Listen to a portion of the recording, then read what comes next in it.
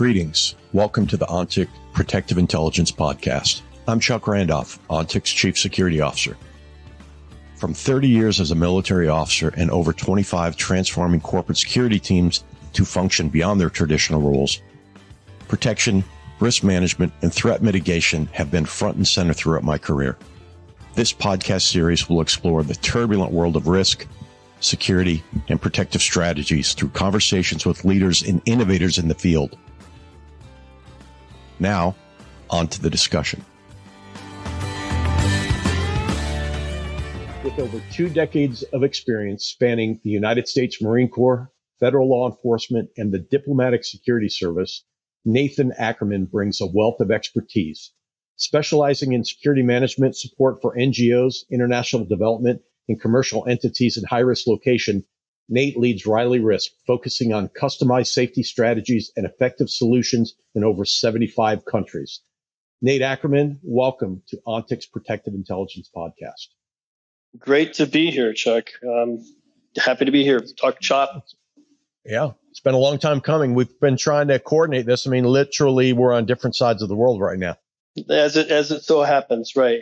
We've definitely had this conversation going for a bit to kind of jump in the ONTIC show. We work in a different space, so I think some of kind of our insights will be certainly useful and insightful, I think, for the audience. Yeah, and I want to jump into that, but I'm going to press pause on myself here, and just for the audience sake and those who may not know or follow the Nate Ackerman, can you kind of like walk us through your career, give us some of the insights and tidbits about what led you to being in the position and being the CEO at Riley right now? Right. Well, we'll keep it short. Reader's Digest version, right? Midwest boy, country boy, grew up in Wisconsin, go Green Bay. Then went into in the insurance business.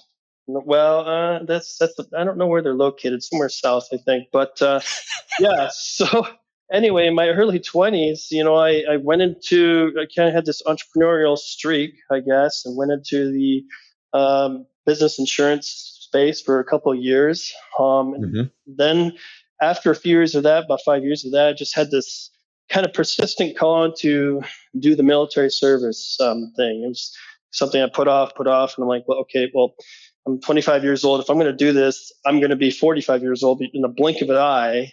And that's going to have passed. So fixed that, joined the Marine Corps. Probably drove my friends and family at the time crazy. Didn't understand it, but haven't really looked back since then. After the Marine Corps, spent a number of years in federal law enforcement with the Midwest region. Then went into the Bureau of Diplomatic Security under the special programs in Middle East and Africa for about 6 years. That was a blast, honestly, especially in Africa. There's a lot of things that, you and I have had this conversation, a lot of things in Africa that, the Bureau needed us to do that just enabled a mission at all costs, basically. Whereas if you're in like the Middle East, if you're in Iraq or Afghanistan back then, you just wouldn't have done, or it was completely different context. So that was a great learning experience, I think. Certainly a few failure points, which I had to learn from, right? So we'll go through that. But I was able to, kind of utilize that information and then kind of take a pause, in 2017 and, okay, what are we going to do now? The opportunity for West Coast doing executive protection was there. There's another opportunity down in South America. And then there's a couple opportunities. There's one in Department of Justice again with the Marshals Program. And then there's consulting work for doing basically, NGO security with a firm at the time called Mosaics, which is now Riley Risk. So I guess I looked at all the cards on the table and I picked the card that said, well, kind of that business approach. Like let's go to Washington, D.C. and let's manage risk for NGOs. What was it about that, Nate, in particular, though, that maybe drew that to you? I think about, like, especially with a a background like you have, like, look, I was involved in insurance, which, especially in the role you're in now, I mean, having an understanding of insurance and things like travel security and all that, it's probably helped your career. I mean, do you think that had anything to do with you deciding at that point, like, hey, I'm going to go and work in this particularly space. I'm going to work in this space that has all the problems that the corporate folks do with less money and resources. Yeah, I don't know if maybe it was potentially a subconscious kind of a driver, but at the time, I don't think it was really kind of a conscious driver. It's as I get more into like managing risk for these organizations, it's so interesting how the lessons I learned in like insurance coverages for small businesses still apply, right? And it doesn't matter what is said, what matters is in the policy and the coordination of those benefits, right? That truth is becoming crystal clear more and more these days, it seems. Well, and you think from a corporate point of view, we often talk like, hey, look, you can point out all the risks you want, but what are the risks the organization is willing to accept? I mean, that's what I'm hearing from that, which, for you, you're probably like, yeah, I mean, I was literally taught this. Right. And if they even had that conversation, what risks they're willing to accept, right? Does the board know about that? That's those are the mature organizations, and they're having those conversations, and they're revisiting them, on a regular basis, determined by their own mission and their own requirements. But back at that time, that pivot point, I guess, in my life, it was kind of, I wanted to, I had certainly done close protection work, high threat work. And I guess I was kind of looking for kind of a new challenge that wasn't so much of a, the day to day getting in a limo and looking after a principal type of a thing. I was looking for something a bit more, and that's kind of led me down to this path. Well, it's interesting too. If you think all this, your background and your experience, it does make sense to me that you said, hey, I'm going to choose something where I can come in and kind of help organizations solve risk problems. I'm going to take what I learned from insurance and then take it, as an infantryman in the Marine Corps, and then moving over to federal service, special programs, Department of State. And now I'm going to bring all that to bear to come in and say, let's help solve a complex problem for, an NGO or an organization. Right. I think if you work, if you call yourself a protector, or you work in security or even risk management, maybe, it's certainly a different aspect, if you're working with an insurance company, but from the protector mindset, creativity and trying to fix problems, threats, it's kind of a core basis of kind of the mode, right? For most of us, I think. Now, again, it's, you work in the NGO space, the not-for-profit, the non-governmental organizations. So you have the same lens you have the same viewpoint on risk globally that many others do, but perhaps you have a different lens about it. I mean, what are you seeing about the influence of geopolitics and shifts in risk management from that NGO viewpoint? Well, yeah, geopolitics is something, I can't remember a space, and maybe I wasn't paying attention a decade ago. Probably I wasn't. And you can comment on this, but there's certainly much more emphasis on geopolitics now, with what's happening in Europe and Africa.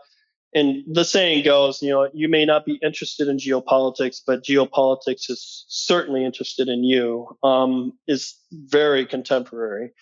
For us, it's more so that kind of regional perspective down to that country level perspective. If you're operating in a country like Georgia, with what's going on there now with the legislation, the foreign agent registration bills, which are going to be passed, that's a significant challenge for a lot of the organizations that we work with, the international development organizations. Now, if they're being asked to do additional reporting and meet these additional requirements by the Georgian government, that's something that it's a significant challenge for them to accommodate, not to include the kind of increased risk profile.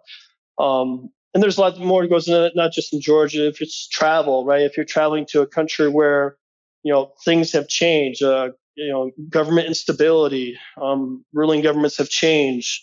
Maybe your principal is not as welcome as he was before. Maybe your organization trying to do work there, if they've not done work there before, maybe they can't even register there. Or if they were there before, maybe they're being asked to leave, or maybe they're not being asked to leave, but maybe things are getting so difficult for them to do work, what we would call closing spaces, that it's no longer feasible for their mission to continue in the same way as before. So certainly that's something we have to kind of keep an eye on and monitor, and try to stay ahead of, rather than behind the curve on those items.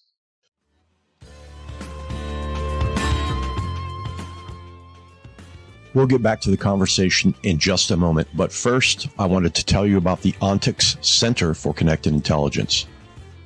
In the world of safety, security, and protection, we know that gathering and sharing information is crucial. That is why we created the ONTIC Center for Connected Intelligence. The center is a hub for the ongoing exchange of security strategies and best practices, insights on current and past trends, and sharing valuable learnings through expert discussion and analysis. It's made up of seasoned experts with decades of experience across a wide range of disciplines. To find blogs, podcasts, webinars, white papers, and more, check out the center by visiting ontic.co/center. That's ontic.co/center. When you engage an NGO, and they say, hey, we have a particular, risk, or we're sending folks on a mission, or we're sending folks overseas to do X, Y, or Z. How do you have that risk conversation with them? I mean, in some ways, people listening in might say, well, they probably come with, they're probably coming with a risk mindset. But I wonder sometimes if it's difficult to have a conversation and say, look, we know you want to do good. You know you want to do good. Many in the place you're going know you want to do good. But there's also risk elements that you need to consider. So how do you sit down and have those initial conversations to get people on that risk mindset so you can get to a point to start figuring out the solution, the program, et cetera? Yeah, that the conversation that happens with those settings honestly depends on kind of how mature they are as an organization from a risk perspective, right? And then our level of involvement. If they come to us out of the blue and we're not supporting them full time, we don't have someone embedded with them, and they're a new client, that's very much of a, you're going to try to do this. Okay, it's very much of an advisory role. Like, here's what we think you should do. Here's what you should consider. After we collect the information about what they're trying to do, which is absolutely critical, who's going there, the risk profile of the travelers, and then try to package it up in a way so they understand, look, you are assuming a lot of these risks if you're going to this location, you're trying to do this type of work. Now, it's an easier conversation for our clients because we evolved their way of thinking, right? Security department in years past has been known in every single multinational corporation or NGO as, the Department of No. Don't go to them if you want to try to get something done, right? So, and that's not really a benefit to the organization. You're providing absolutely no benefit. Yes, you have to say no sometimes, but that should be the backstop. You should be able to explain. You should be able to show them, look, if you're trying, we're here to make your job easier, your people safer, and to enable your mission success. So if you want to go to Ethiopia and you're going to Addis and you're just going to be doing a couple meetings there, okay, risk profile is fine. You can be staying at this hotel. This is your emergency medical assistance provider information. This is what's, we're going to get your travelers prepared. Everything's going to be fine. But now if you're going to tell us that you're going to be traveling to the north, okay, that's a completely different story. And that's a whole nother conversation. Well, that's domestic travel risk management. How are you going to get there? Where are your people staying? Who's going with you? And it's very much of an evolution for these organizations to, we consider ourselves to sit on their side of the table and, like, you're trying to do this. How can we help you make sure that happens? Yeah, I love that facilitation story too. It's like, look, I'm not the Department of No. I'm the Department of, if that's what you want to do, here's the resources that are going to be required to get it done. Now it becomes an enablement decision on their part. Well, tell me what you want. And likely it's never a binary discussion. I got to imagine it's wow, that seems like a lot, or, okay, this is something we can do. But how often do you get pushback, say, let's modify this, or this is great, So I imagine you go in with that expectation, right? Right. Yeah, that's totally the expectation, right? We will have our list of recommendations. Newsflash for those looking at working in the NGO space. NGOs are not traveling around everywhere in B6 armored vehicles with CPOs. They might have a cell phone. They'll be in a soft skin vehicle, and hopefully they're following a fairly robust journey management plan at least. But a lot of them are not. Right. So there's a full, you could call it a pick list of like options to kind of increase your survivability in the event of an adverse incident occurring in XYZ location, of course. Now, budgets is a thing, right? So like, how can we accommodate, kind of the realistic expectations? If they get a travel budget, okay, if it's coming from the donor and the donor's not going to pay for that, is that coming from the G&A, from the corporation themselves, or from the NGO themselves, right? So are they willing to do that? Okay, if not, okay, next on the list, how creative can we be to try to do whatever we can to reduce that risk to those travelers so that this mission is a success, so they can pull it off. And if something were to occur, it's not as bad of an incident as possible, because we've increased kind of their ability to be resilient in the event of something occurring while traveling. Well, the budget line is interesting as well, because I think about, like, say, a government space where you're like, what is the title and authority that the resourcing is going to, Title 30, Title 10, Title 50, et cetera. And I think about that from the NGO space as well. Like, is it coming from the donor? Is it something that the organization itself is going to not assume risk, but assume responsibility for? I mean, so as I think about this, when you line up the risk and then you line up the mitigation, you line up how we're going to go against the risk. And then now you have to line up a budget line with each of those. And do you run into like, hey, that budget line doesn't support this mitigation step? Yep. We were just in DC just last few weeks ago, and one of the panels I mentioned, don't come for work for Riley Risk if you don't have creativity. It's a necessary ingredient. And one thing you just mentioned before, kind of the responsibility of that, right? So these international development organizations, these NGOs, it doesn't matter if they're donor funded or not. Make no mistake about it. That responsibility in 99% of those circumstances is on that organization, even if it's a USAID program, even if it's Swiss aid or FCDO. It matters not. That responsibility is on that organization, because if something adverse does happen, they're going to look to that organization that sent those individuals. They're facilitating that work, and that needs to be pretty clear to those organizations. And most of them get it.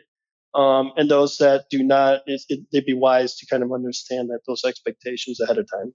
I'm thinking about like legal and compliance challenges in here too. I mean, clearly complexities arise with regulations, legal issues, compliance issues, and all these, jurisdictional stuff. And I think about the environments that you operate in. I mean, what are some effective strategies, and how should organizations think about compliance when they're thinking about their operational risk?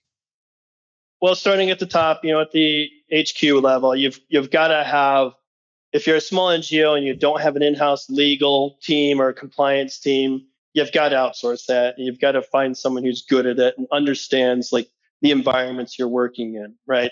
Donor-funded type organizations, international, multinational type organizations. There's plenty of organizations, that provide that on a fractional basis or full-time basis. At the country level, now this becomes really critical, honestly, and it's kind of it can be a bit of a tripping point as well if that selection process is not done. You need to have legal partners in the country where you're registered or where you're working. If you're running a program there, you're going to set up like where are the hospitals, where are people going to go to, what's their ground transportation going to look like, here's their diplomatic resources. Legal absolutely has to be there as well, because if you get someone that gets detained, you get someone in a vehicle accident, whatever the case, you're going to have to call upon them, and that is not the time to start Googling for local lawyers in Ethiopia at that time. So it's absolutely critical to involved in that process. You don't have to hire them full time. Just find ask around the part. That's what we do. We go to the other organizations. We find out who they're using. We do the review process and we vet them.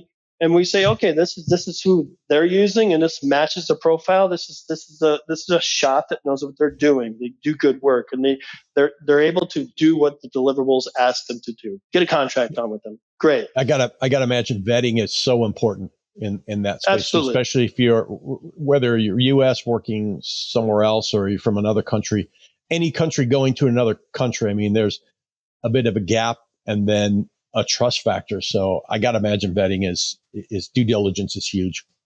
Yes, due diligence is absolutely huge there, and we've got a few cases where that has not been done. I can think of one case in one country in MENA specifically where the organization had a lawyer that was on the program. It was they were providing support to this organization, and they were a very large organization. They're in about 60, 70 countries. And unfortunately, there was a corruption issue where this lawyer was basically not setting them up for success during the registration process that they had to go through.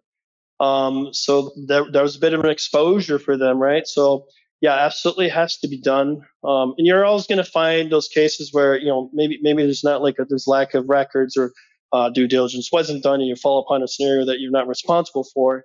But just going in with kind of eyes wide open is certainly important. You want to set yourself up for success. Where do you see, I mean, aside from the obvious, I mean, I'm sure somebody listening right now is like, I'm curious, like, Nate, where do you see the hotspots right now?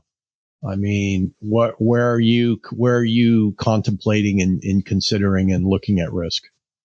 Yeah, risk is if you take a risk thought cloud, word cloud, it's something that's always evolving and always changing. And you'll see country names pop up into that cloud, and some are going to be obvious: Ukraine, Haiti, certain countries in Africa, Burkina Faso, other locations. So that's going to be consistent. Those are going to persist for a bit of time.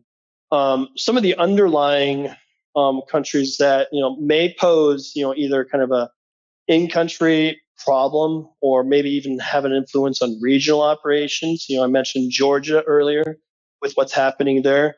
That's something that's worth watching, right? For sure. Plenty of countries in Africa. There's so much opportunity. There's so much development happening in Africa that a lot of organizations are working there, and they're going into an environment that they're not really fully aware of, right? So it's good to kind of be aware of what's happening in that country. Get that full scope of what's happening there. Do that assessment. Yeah, and there's so many. This is the year of elections, not just in the U.S. but all over the world. I mean, so that I think many, whether you're on the corporate or the NGO space, we're watching maybe with popcorn in one hand and your good luck charm in the other hand, waiting to see what will happen, because there could be quite a big shakeup, especially, I got to imagine, for people operating in the NGO space. And that's something that kind of, that's something that is going to impact the NGO space, not just from a what we would call like an operational risk perspective and impact, right? Also a funding impact, right? So, that's something that's happening, internally on Capitol Hill is you'll have a lot of funding that for last, let's say, 10 years, it's been going towards, democracy enablement and other type of programming. And that's direct funding from, USG to a lot of these countries where they're trying to set up, fair electoral processes and systems. And that's trying to impact that. What I would say is from the top down, at the government level down to the community, right?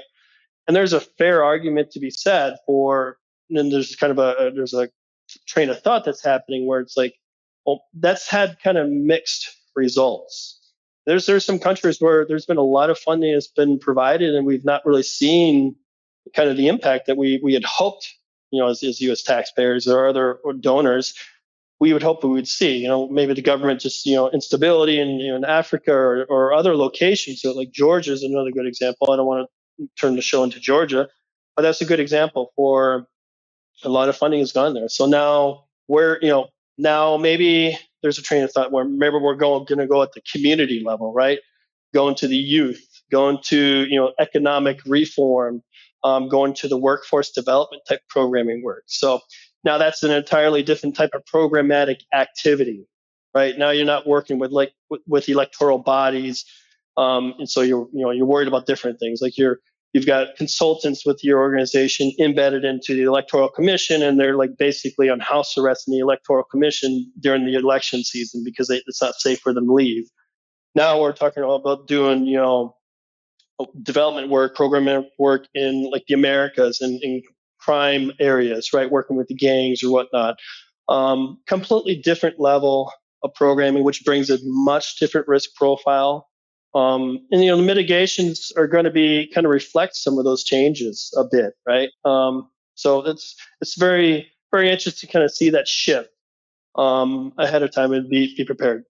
I think about this, Nate. Now, I'd ask you from your, time in the box, so to speak, both, in the military, the government, now the NGO space. I mean, how does what's your recommendations for the .com space? What can we learn? What can the corporations learn from the NGO space and all this? Yeah, there's lots of people smarter than me about this topic for sure. But I would say probably the one big lesson is honestly just what we just talked about.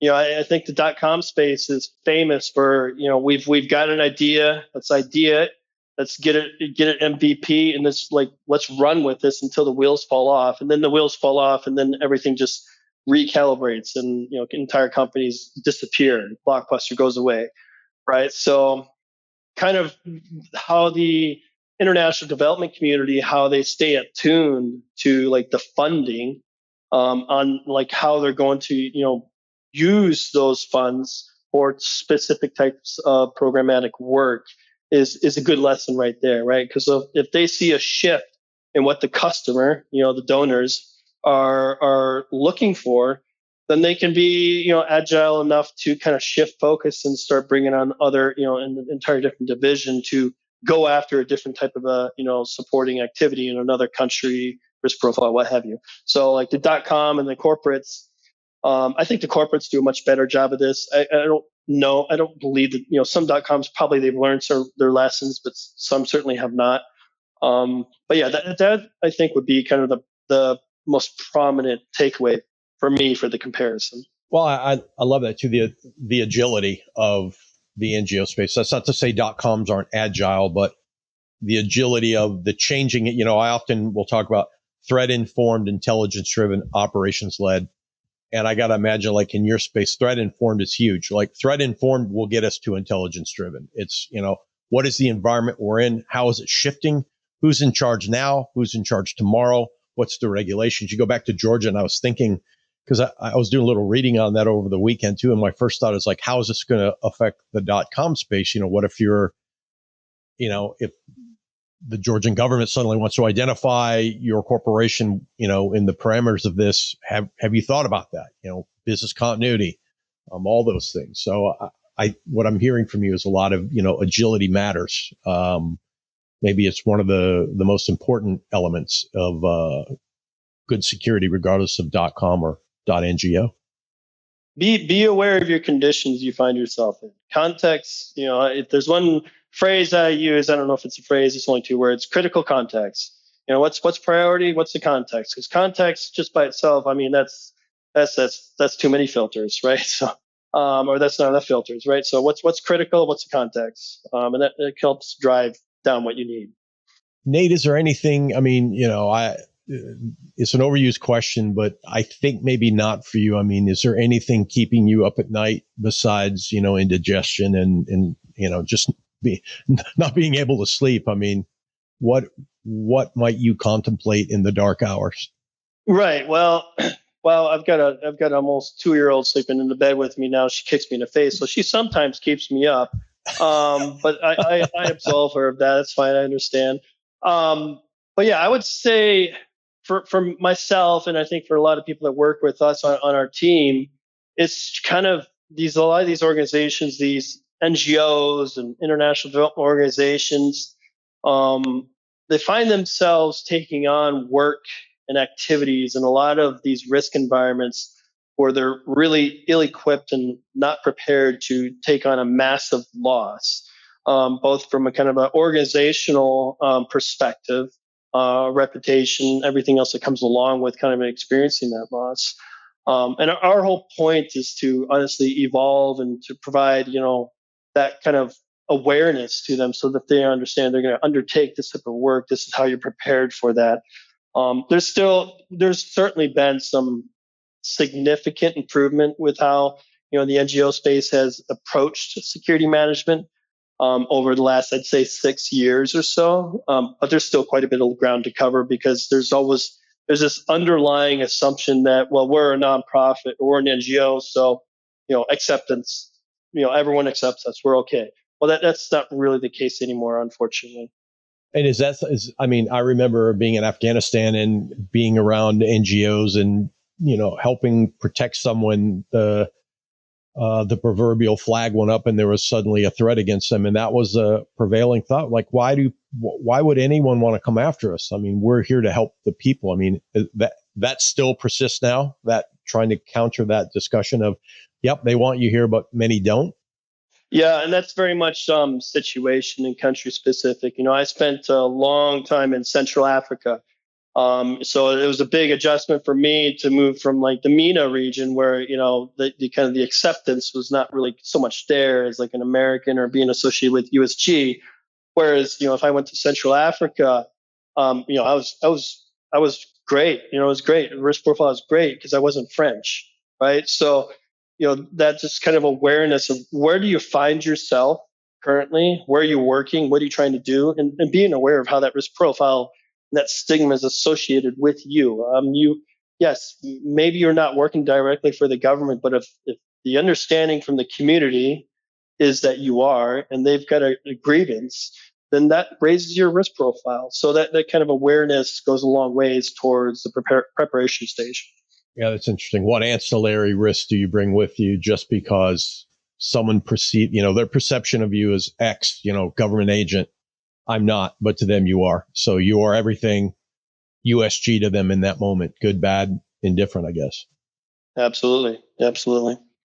Nate, how do people follow you? Where do they, if they're interested in learning more about Riley Risk or maybe trying to sign up to work in the NGO space? I mean, what are some suggestions and where can people track you? Right. Well, anyone can head over to our website. It's RileyRisk.com, just as it sounds. We're on LinkedIn. We're pretty active on LinkedIn, so you can give Riley Risk Inc. a follow on LinkedIn. We push quite a bit of the content there on our company page. RileySentinel.com is kind of our publication. So we push a lot of content there from our geopolitical and analysis team. A lot of good information is pushed out there. And honestly, if someone wants to talk NGO security, if you're a contractor, you've worked in another space, you look for something else, or if you've worked corporate security, or if you're a military veteran and you're looking at your options and you're like, hey, maybe that sounds interesting, just feel free to ping me on LinkedIn or shoot me a message. Happy to have a conversation with anyone from the community. Awesome. Well, Nate, I appreciate your time with us today, especially walking us through the NGO space and how we might consider that in the corporate space. And Nate, I appreciate you being on ONTIC's Protective Intelligence podcast, my friend. My pleasure. Thank you, Chuck.